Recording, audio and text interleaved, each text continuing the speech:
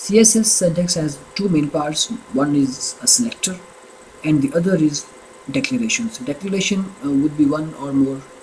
It may be one, it may be two, it may be more. As you wish, you can declare your properties. The first one you see is h1 tag. It is selector. Then the property and the value. What is the property? Color is the property and value is blue. And this whole part is declaration. The next property, font size, and its value is 12 pixels. And this is another declaration. So you can declare one or more declarations at the same time in using CSS. Now, the CSS rule is simply a statement that consists of a selector and a declaration. Here's another example of this. A selector is normally the HTML element you want to style. Each declaration consists of a property and a value. Okay, now we can see here in the image the declaration contains a property of color and the value is white. The next declaration contains the property background and the value black. And h1 is our selector, and this all is the rule of CSS: selector, declaration. There are two main parts, as we discussed earlier, that there are two main parts of CSS declaration.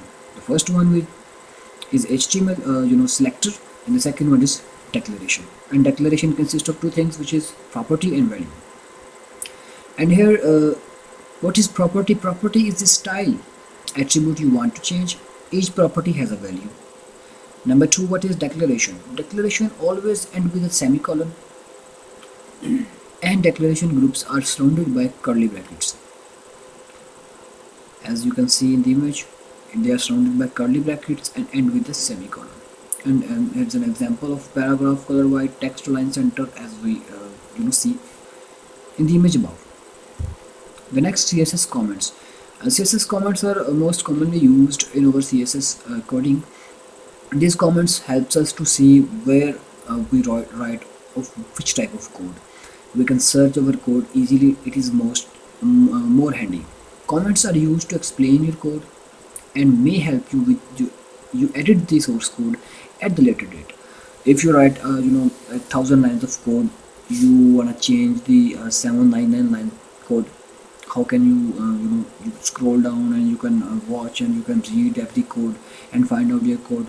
You just simply comment, and the portion of the code that here you write the tables code, here you write the paragraph code, here you write the styling code, where you want to write the comments. Comments are ignored by the browsers. Here comments has a syntax, as we can see, slash static, and in between you can write your comment. With that, here is my HTML code, and here is my CSS code, and here is my tables code, and here is this kind of table, and here is that kind of table, and it ends with static and a slash. CSS comments begins with we are discussed automatically, and these are totally ignored by the browsers. Your comments will not display on the browsers. These are compatible. The next one is example. Here is the image creator used inline style sheets.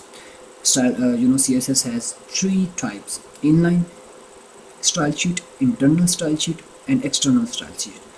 And these are also called as inline CSS, internal CSS, and external CSS. And here is the example that with the style attribute, inline style sheet or CSS begins with the attribute style.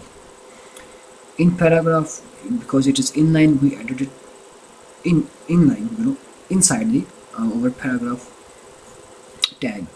Style, we give the property, and we color, and we give the value of the color, and some red text, and that is displayed in our web page color red, because we used inline style sheet. Moving on further is another example of internal CSS. Here we are give the welcome to CSS border, and some red color text to we give this color blue. Text class we color give blue color, and in the next week we give another color. And here is the difference between the size of the text. Why there is difference in the text size?